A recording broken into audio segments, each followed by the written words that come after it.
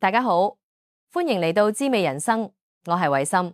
最近天氣漸漸轉涼咗，逛菜市場嘅時候，總會睇到一顆顆補滿金黃嘅南瓜，靜靜地放喺攤子上邊，睇上嚟就特別溫暖，特別療愈。我哋好多人啊，都將南瓜當作係養生嘅寶貝，覺得佢鬆軟香甜，對身體好。但係就好似我哋常講嘅，再好嘅東西，亦都有佢嘅脾氣。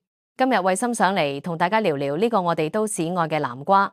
如果食錯咗方法，一不小心呢份好意可能就為己身體帶嚟不必要嘅負擔咯。呢一個可唔係危言聳聽，而係我哋喺享受美食之前應該要有嘅一份小小智慧。講到南瓜嘅價值啊，真係遠遠超出我哋嘅想象。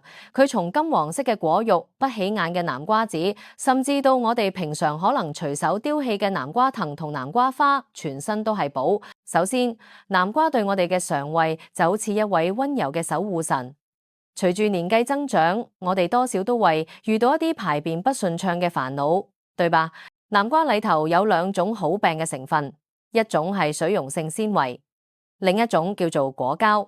呢個水溶性纖維就好似一把柔軟又有力嘅小刷子，喺我哋嘅腸道裏吸收水分，增加糞便體積，溫和地促進腸道蠕動，幫助我哋順暢地排出體內嘅廢物。而嗰個果膠咧就更厲害啦，佢一方面可以好似海綿一樣，將腸道裏嘅一啲壞菌、毒素，甚至係我哋唔小心食進去嘅重金屬記包覆起嚟，然後一齊帶出市外。另一方面，佢還會喺我哋嘅胃壁上形成一層滑順嘅保護膜，避免粗糙嘅食物直接刺激胃壁。對於胃唔太好或係有潰瘍嘅朋友嚟講，呢層天然嘅保護膜真係非常珍貴。再嚟啊，季節交替嘅時候，早晚溫差大，感冒病毒就特別囂張。呢個時候，南瓜就係我哋增強抵抗力嘅好幫手。南瓜裏有一種南瓜多糖，呢個係一種天然嘅免疫促進劑，可以活化我哋體內嘅免疫細胞，等佢哋更有戰鬥力。再加上豐富嘅維驅命，C就似係喺我哋嘅身體內部建立起一道堅固嘅城牆，幫助抵擋外來嘅病菌感染。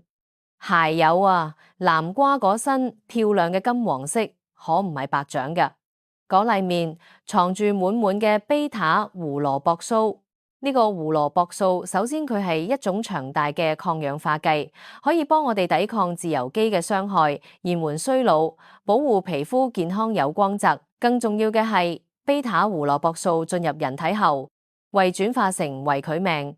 維佢命 A 對我哋嘅眼睛健康至關重要，佢可以維持我哋喺昏暗光線下嘅視力，預防夜盲症同埋視力衰退。唔知大家有冇有過呢個種經驗？有時心情悶悶嘅，提唔起勁，呢個時候食點南瓜或許能幫上忙哦。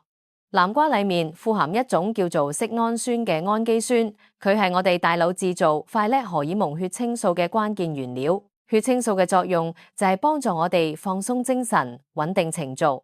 所以啊，當你心情愉快，身體放鬆咗，自然亦都更容易進入甜美嘅夢鄉。晚餐時煮一碗溫熱嘅南瓜粥，對改善睡眠品質真係好有幫助。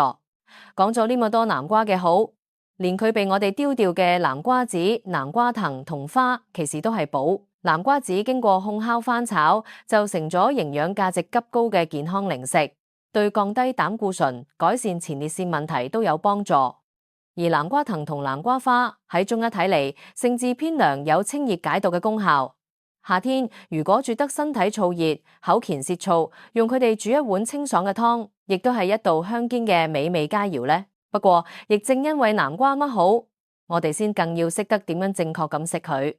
俗話講，水能載舟，亦能覆舟，食物亦係同樣嘅道理。食對咗係養生，食錯咗就可能變成身體嘅負擔。接下嚟，慧心要分享嘅係一啲重要嘅搭配禁忌。大家一定要用心計下嚟哦。第一，南瓜片同羊肉一齊大量食用，好多朋友喜歡喺冬天食羊肉勞進補，煮得暖身。羊肉性暑大熱，而南瓜本身亦都係溫性嘅食物，呢兩種都偏溫熱嘅東西，如果一齊大量食落肚，好容易喺體內累積過多嘅熱氣，導致中一港嘅上火，表現出嚟可能就係腹脹、便秘、消化不良，身體反而更唔舒服。第二，南瓜同醋最好保持距離。我哋啱啱提到，南瓜最珍貴嘅營養素之一就係嗰個能保護眼睛、抗衰老嘅 β 胡蘿蔔素，但係醋裏面嘅醋酸味直接破壞掉佢。本來係想透過食南瓜嚟保養身體，結果加咗醋，導致關鍵嘅營養成分大量流失，咁唔就等於白食啦嗎？實在太可惜啦。第三，南瓜同菠菜最好分開食。呢點可能會讓好多人驚訝。菠菜以富含維佢命 C 聞名，但係南瓜中天然含有一種維佢命 C 嘅分解酶。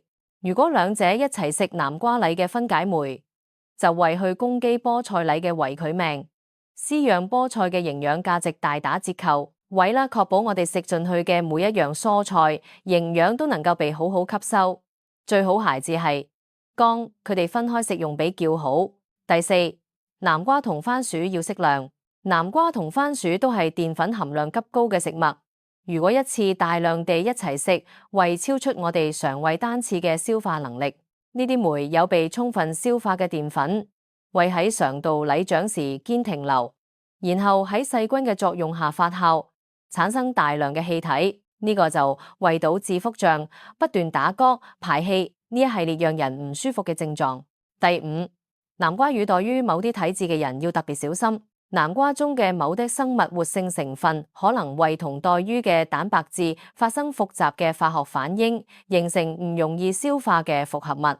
特別係對於某啲特殊體質嘅朋友嚟講，咁樣嘅組合甚至可能成為一種過敏，原引發過敏反應。輕則可能只係皮膚發癢、出疹子，嚴重嘅話，甚至可能出現中毒現象，千萬不可大意。第六，南瓜同紅棗同樣不宜過量。紅棗嘅皮其實並唔係咁容易消化，而南瓜咧食多咗，亦都同樣容易導致腹脹，亦即係我哋常講嘅氣滯。當呢兩種食物都大量食用時，兩者都會加重消化系統嘅負擔，更容易導致腸胃不適。講到呢裡，維心一定要提一個喺好多糖尿病朋友之間流傳非常廣嘅講法，食南瓜可以降血糖。喺呢裡，維心要好負責任地告訴大家，呢個係一個大大嘅誤會。呢個講法嘅來源其實係科學家從南瓜中分離出南瓜多糖，並喺動物實驗中發現高劑量嘅南瓜多糖可以刺激胰島素分泌，從而降低血糖。但係請大家注意，實驗室裏高純度萃取物嘅動物實驗，同我哋直接去市場買一整顆南瓜返嚟食，係完完全全不同嘅兩回事。我哋食嘅一整顆南瓜，除咗含有微量嘅南瓜多糖，更多嘅係大量嘅碳水化合物，亦即係糖類。呢啲糖類會好快被身體吸收，並轉化為葡萄糖島，致血糖上升。醫院嘅臨床觀察亦發現，糖尿病患者喺食咗200克，亦即係大約1碗嘅普通南瓜後，所有人嘅餐後血糖都比餐前有明顯嘅升高。呢個鐵一般嘅事實告訴我哋，對於糖尿病朋友嚟講，食南瓜不但止唔能降血糖，反而會實實在在地升高血糖。咁難道就完全不能食嗎？亦都唔係。正確嘅科學食法係將南瓜色為主食嘅一部分，進行等量替換。例如你呢餐飯原本要食半碗白飯，如果你今日特別想食南瓜，咁就可以食大約1碗嘅清蒸南瓜，然後把呢半碗白飯直揀掉。呢樣既可以享受到南瓜嘅美味，亦都控制咗總糖類嘅攝取，避免血糖大幅波動。最後雖然南瓜好處多多，但亦都唔係人人都適合。如果你屬於以下幾種類型胃啦，你嘅健康最好係少食或者暫時不食南瓜。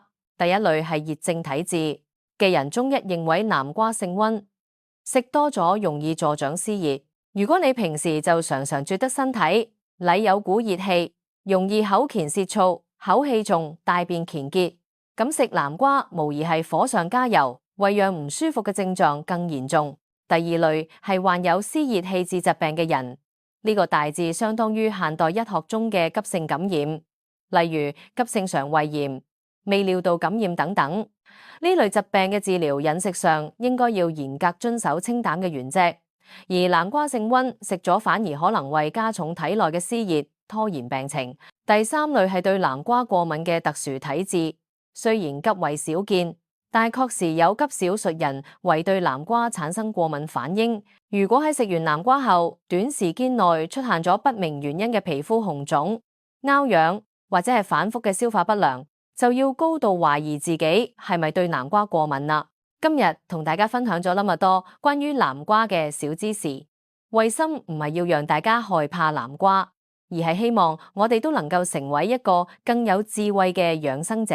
任何食物都沒有絕對嘅好與壞，關鍵在於我哋係咪了解自己嘅身體，係咪識得點樣正確咁去享用佢。